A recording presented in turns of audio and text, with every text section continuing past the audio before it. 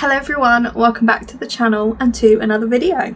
So today's video is a little bit different. I don't normally do sit down videos, I normally do vlogs, but I thought today we could talk about something that I really love. We are going to be talking about books. So I'm going to be going through all the books that I have read in 2025 so far. So I think I'm just going to go in order of the way I read the books throughout the year. Just be careful, I'll try not to, but there may be a few spoilers. The first book I read in 2025 was actually this one. This is The Love of My Afterlife by Kirsty Greenwood. So this was actually a Christmas present from my other half to me. He had brought it very early on in 2024, back when it was all hype. I'd seen loads of people posting about it, and he picked it up and he kept it hidden because it was going to be a Christmas present. So beginning of the year is when I started it, and I have to say this is actually one of my favourite books. It's so easy to read. The main character, Delphi, she seems so relatable, such a real person. It can be very funny. The concept I got of the story is something that I really love about it. So I try not to give away too much, but basically Delphi is a woman that's not done much with her life. And within the first chapter, spoiler alert, within the first chapter, she chokes to death on, I think it's a microwave burger. And obviously she goes into the afterlife. While she's in the afterlife, she meets someone there that is potentially her soulmate. But obviously he wasn't supposed to be there, so he gets sent back to the real world. And she has given the task to get her soulmate to kiss her. I think she gets, is it 7 days? 10 days. 10 days. She goes on her mission to find her soulmate. She does a lot more in her 10 days to find this soulmate than she has done in most of her life. She probably pushes herself out there to get to this person. Along the way, she makes friends, but yeah, I don't want to spoil the ending, but when you find out who the soulmate is, oh, literally I was screaming at the book, it's him, and literally there's a little bit of spice in it when she connects with her soulmate. And honestly, I was rooting for the couple. It was one of the books that I couldn't put it down. Literally, I had to read it to find out more. You know, when you go to bed, oh, just one more chapter. Yeah, you'll be reading. But yeah, I absolutely loved this book. So my next read of 2025 was actually a Colleen Hoover book, and it was Ugly Love. Now, Colleen Hoover is one of my favourite authors. She is one of the authors that got me into reading. So It Ends With Us and It Starts With Us. I saw all the hype around It Ends With Us, especially when the film was coming out. So that's a book that I brought to read because I wanted to watch the film, and I absolutely fell in love with reading. So a few of these Colleen Hoover books that I'm going to show you that I read this year actually were a gift. Again, they were a bundle of books that, again, my partner picked up for me for Mother's Day. Yeah, so Ugly Love, I would say, is one of my favourite Colleen Hoover books. I even think I prefer Ugly Love to It Ends With Us. Now I say that very carefully because that is obviously one of my favourite books, but yeah, absolutely love this book.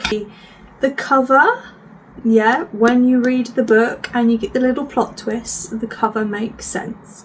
So this is a book about two people that meet, that basically is kind of like friends with benefits. It's, yeah, that is not a relationship, it's just fun basically. And what I really love about this book is it flips between the characters. Each chapter flips between the character. So the majority of the time, the female parts are present day, whereas the main male character parts, his are more, is it like, how many years ago was it? 6 years? No, it's got to be more than 6 years. Not sure, but basically his are his past. And you only get little snippets, and you kind of understand why he is the way he is. Like, I was so in love with his character, and I was so intrigued to find out what had happened in his past to make him the way he is. And obviously, it was killing me. I really wanted them to be a couple. It was killing me a bit that he wasn't into that. Like, you could see, like, when you were reading it, you could sense that he cared about her more than just that. But yeah, the plot twists in this, yeah. But it is a very, very happy ending. I'm so happy with the ending. Again, this is one of the books that I couldn't put down. The majority of the time I do my reading in the evenings, but I was even picking this up when I had a spare 5 minutes during the day just to read more and find out more about the story. So yeah, one of my absolute favourite books. The next book, again, is a Colleen Hoover book, and it's sort of a characters are a crossover from Ugly Love. So this is November 9. Miles and Tate from Ugly Love appear in November 9, which I didn't actually know when I was reading. So basically I got a bundle of Colleen Hoover books, and I was just going off the cover by what I wanted to read. Obviously Ugly Love was the first one, which is good I did, because obviously the characters are mentioned in here, and obviously if I hadn't read that one first, I wouldn't have known. Now, I did really love this book. It's a bit of a peculiar storyline. Basically, there's this girl in a cafe having a conversation with her dad. He appears to be not the most supportive dad. Then she meets this boy there who they have a connection with quite instantly, actually. But the only downside is she is moving away that day. So what they do is they make a plan with each other that they will meet each other on November 9th every year, same place, same time. They have no contact for the rest of the year. They have no social media, no mobile numbers, no addresses, literally no way of contacting each other apart from this date. So the male character is actually sort of like a writer, so he is writing about their story. Things don't always go to plan for them. Sometimes they're running late, so they don't have a way of contacting each other, but majority of the time they do always meet on that day. Now the time they have together, oh my god, I didn't want it to end. Like, I just wanted them just to be together. I didn't want it to be like that. It kind of picks up a bit when he can't meet her because of something that's happened. So she obviously surprises him by turning up and sees him. That's where they become really close. There's a part in there that literally, it broke my heart. So he basically loves her. He doesn't want to continue what they're doing. He just wants them to be together. He doesn't care about his writing or anything. But she doesn't tell him she feels the same. So she obviously leaves, and then the next year when they meet up is not as happy because obviously things happen in the year. Obviously I'm trying not to give too much away. Literally it had me heartbroken, honestly. I actually thought that was going to be the end of them, but nope. Towards the end though, oh my goodness, when you find the plot twist. So she has scars. I think it's down, I can't remember if it's the left side of her body. Basically, she was involved in a fire, so the majority of her body is scarred. When they first met, she would always be covered up. She would always have her hair across her face. She would never want anyone just basically stare at her.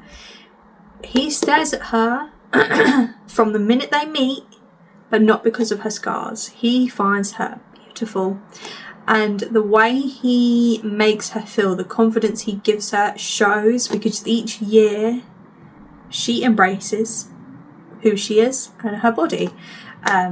But the plot twist, when you find out the real story behind the fire, how the fire started, his background, that was a big twist. I would say the ending is okay. It's a happy ending, but I feel like it was quite abrupt. Like, I know the whole concept is just around the date November 9, but I would love to have seen more at the end, if that makes sense. But again, I loved this book.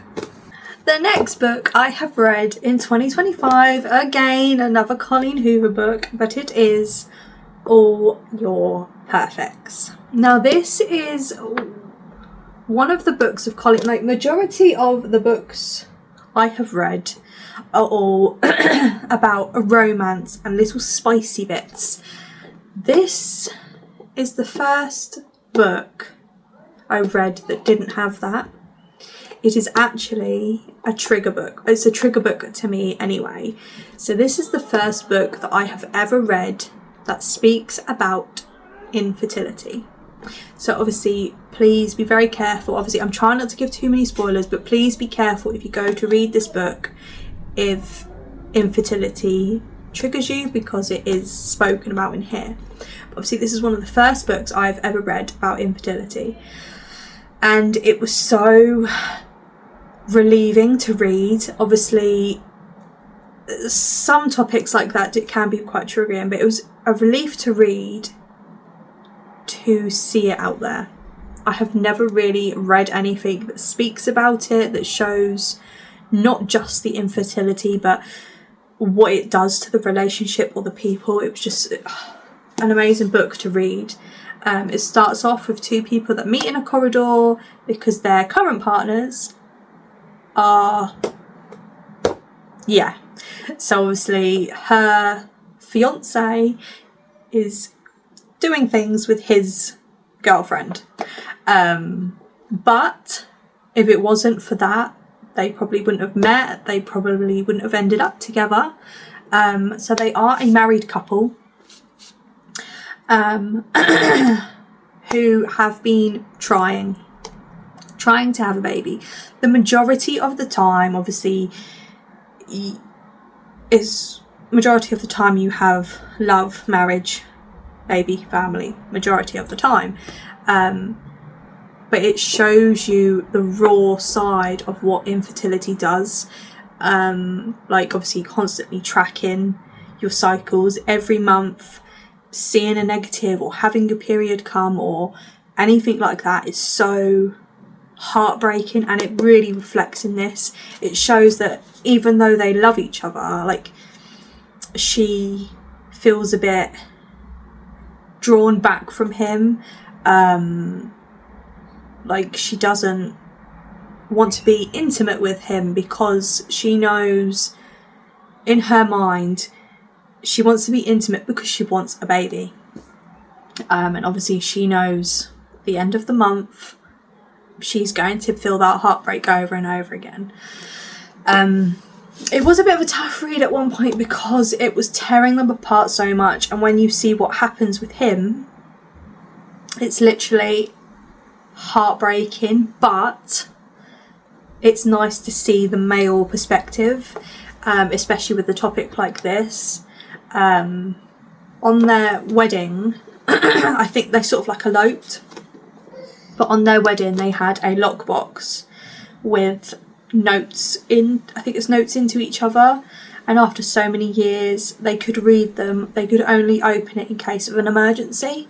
And they open it, and literally just reading them notes that they've left for each other it's just so nice to read, and it brings them back together. And towards the end of the story, obviously they don't get their happy ending, they don't get their baby. technically they don't get their baby. They get something else. But the main thing is that they stick by each other. And honestly, I didn't think I was going to enjoy it. When I saw a lot of things on my TikTok and it was talking about infertility and that, I just thought, yeah, I don't think that's going to be the book for me. But to see that as someone who's been through infertility, as someone who's going through secondary infertility, yeah, it's just an eye-opener, should I say. The next book I have read again is Colleen Hoover, and it was Heartbones. What do I say about this book? I would say the first few chapters I was a bit bored, but I wanted to carry on pushing through. I wanted to see what the book was about. Like literally the first couple of pages, it was just like, whoa, what is going on? Then it kind of got a bit boring. When the girl and the boy meet, they have a bit of chemistry. They kind of act like they don't like each other. He's very mysterious. She's obviously not had the best upbringing, but they grow closer, and the deal is it's only like for the summer. Nothing was going to go further, but the more they get closer, it then tears them apart. Why do books do this? Basically, I'm trying really hard not to give too much away. She hasn't had the best upbringing. She has got, her parents aren't together. I think she was born out of like a one-night stand. So her dad really hasn't been around. Her mum has not been a mum. She is more into, I think it's like drugs and drink, and basically she's had to fend for herself. Something obviously happens and she just decides to go and live with her dad. Obviously, so she has no relationship with her dad, which is sad, but obviously that is a reality. That does happen. Obviously, families, there's a lot of broken families out there. But where she goes to live with her dad, they're all quite, would say, wealthy people. So she thinks this boy she's talking to is quite wealthy. But the moral of this story that I got from it is that you shouldn't judge someone unless you really know them. So when you find out really about him, you can understand why they're drawn to each other. There goes a few years? It's been a while since I've read it, but yeah, it's been a few years. He pushes her away. He doesn't want her to wait. He wants her to go and live her life. But she basically chooses to stick by him, and by sticking by him, she then finds her love for something in life, a career. And she does wait for him, and the reunion at the end, oh, it's bittersweet, literally. You wait so long, like you don't know what's going to happen to him. You mainly see it from her perspective. And when they do reunite, it is beautiful. It wasn't my favourite Colleen Hoover book, but it is worth a read, and I do like the little twist that you have in it where you really find out who he is. Yeah. My next read of 2025, this is the last Colleen Hoover book I've read this year, and I am devastated. Literally, because obviously Colleen Hoover is my favourite author, but this book, I am a little bit devastated with it. So it is Without Merit. So the reason I'm a bit devastated with this book is because I got a bit bored, especially with the build-up. So it's a very complicated family dynamic, but there's bits and pieces that is spoken about in the book that you basically didn't need to read. It doesn't really help. I didn't start enjoying this book until chapter 10. Chapter 10 had my jaw open. So it isn't spicy, but again, it is a triggering book. Only really up until chapter 10 is the proper triggering point. But it does talk about depression and suicide. So Merritt she has a very complicated family dynamic. Her parents have split up. He's with another woman who's the same name as her mum. Her mum lives in the basement of where they live, which is very, yeah. She doesn't have the best relationship with her stepmom. I think her stepmom was her mum's carer, nurse. Yeah, so it's a bit, you can understand what happens, why. She is a twin, but she feels like her twin is better, I would say. She always thinks her twin is more prettier, more people will go for the twin. The twin is also a bit complicated. She has a weird type to go for. Her older brother. The twist when you find out what happened. Oh dear. Yeah. So that was complicated. Yeah. But when you get to chapter 10, all these secrets are spilled out because she is like the keeper of the secrets. And it just gets too much for her. And she cracks basically, and she does unfortunately attempt to take her own life, but thankfully nothing bad happens. She is safe, but that's when she starts to realise maybe she could have depression. It does kind of flip around a bit. So the love interest in the book, he's very, I want to say after that time he's very supportive of her. One of the only people that are supportive of her, and they do get that happy ending. But up until chapter 10, I was very, very bored. I literally, I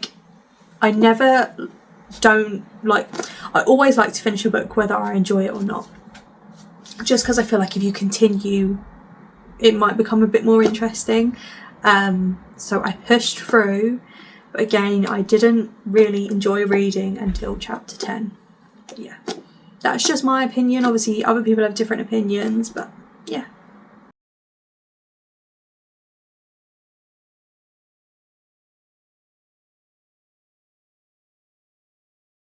So, sorry about the appearance, but future me jumping in while editing, I forgot to include a very important book, one of my favourite books of the year. How I forgot it, I think this is why I definitely need my own bookshelf and not a box, because when I do things like this, I miss out on things, and I'd much rather have my books on display.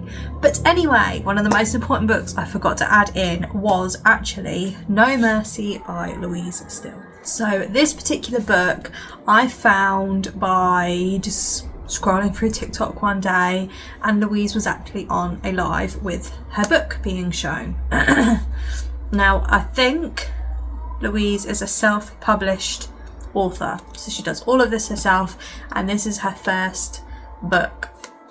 Now, everyone always describes it as like a light, dark romance mafia book, and it is one of the best books I have read.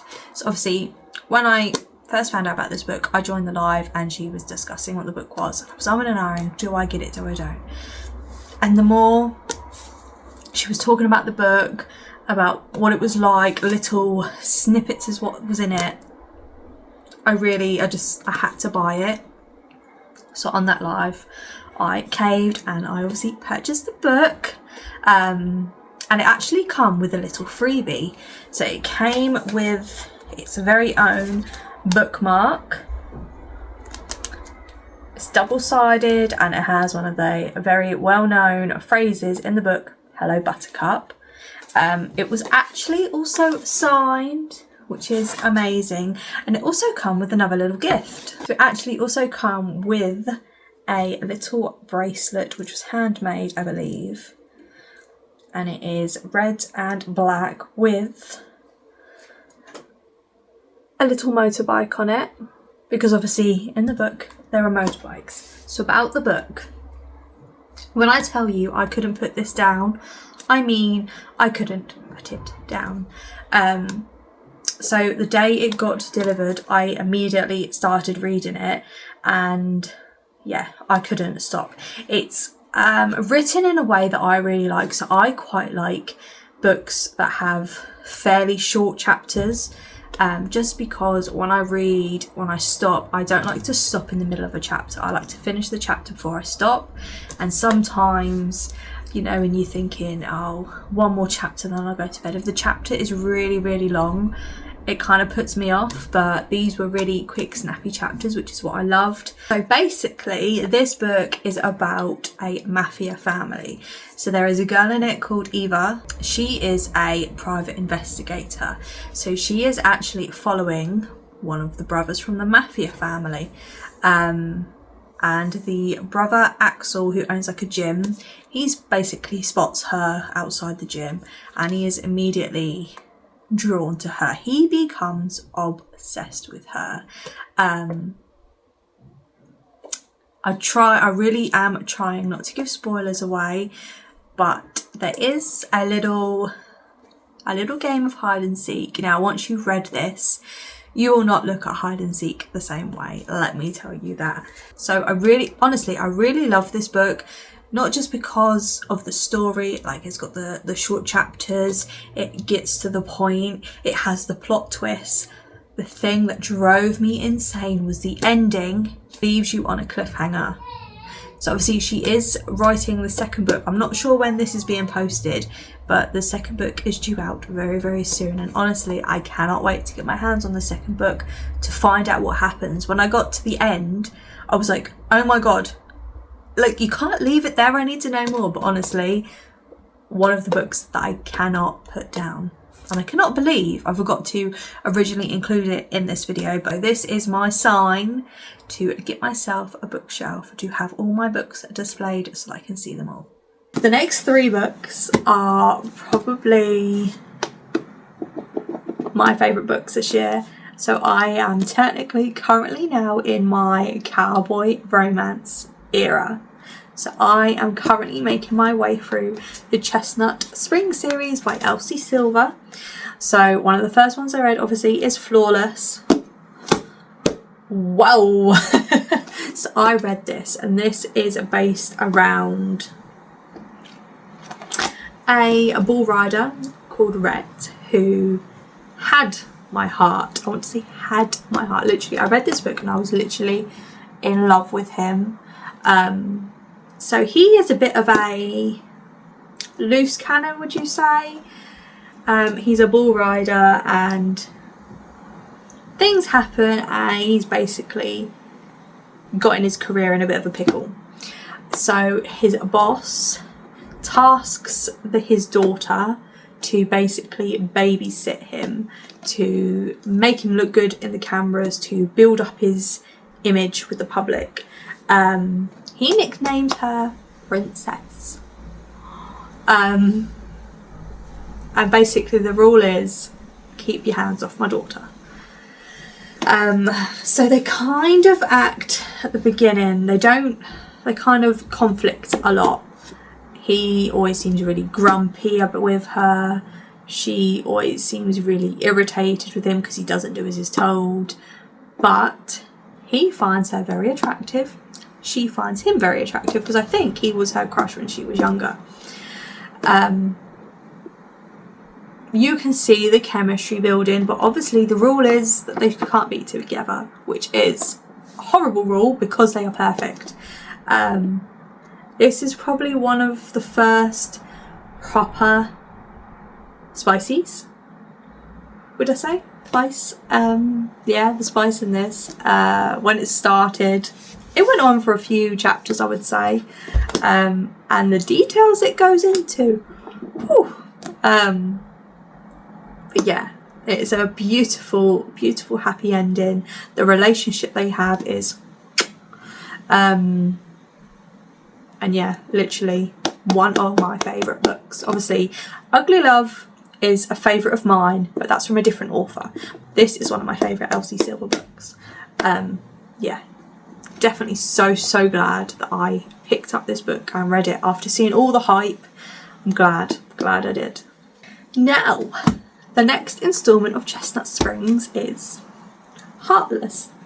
This is when you meet Cade, who is the older brother of the Eaton brothers. He is a single dad, working single dad, and he always appears to be basically Mr. Grumpy. He has a little boy, and obviously he wants his little boy to enjoy summer, but he still has to work on, do they call it a ranch? Yeah, so he still has to work. He can't work and look after his little boy all summer. He doesn't want his dad, so the granddad, to always look after him because he doesn't want it to ruin the relationship, because obviously discipline and things like that. So he's on the hunt for a babysitter. Most of the babysitters that apply, they apply because they're obsessed with him, and he doesn't want that. He just wants someone to look after his son. So the main female character from this book, literally all the characters are in each book, which is pretty amazing, but her best friend becomes the babysitter. Now, she is a redhead, a fiery redhead. She basically has no filter, and I would say she's a bit of like a daredevil. So he wanted a babysitter that wouldn't be obsessed with him, but he becomes obsessed with his babysitter. He tries so hard to keep it professional, but a game of truth or dare happens in the hot tub, and yeah, when you see the other side of Cade come out, wow, literally. So he's a dedicated dad to his son. That's one thing I loved about his character. But when you see the other fun and spicy side of him come out, so I thought I was in love with Rhett. I am now fully in love with Cade. I love the ending though. There's a part in here that makes me cry. So obviously the little boy Luke, his mum isn't really in the picture. She only really turns up for like his birthdays once a year, so he doesn't really have a relationship with her. And there's a part in here, and he says to the babysitter Willa, he basically says to her he wishes she was his mum, which literally broke my heart. And obviously she loves him, she obviously loves the dad, and the happy ending they get,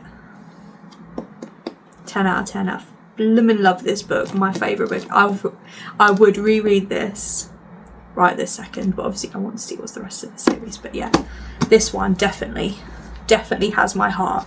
So that brings us to my current read of 2025. Obviously I can't go into too much detail with this one because I'm only on chapter 5, but I thought I'd add it in because it's a current read.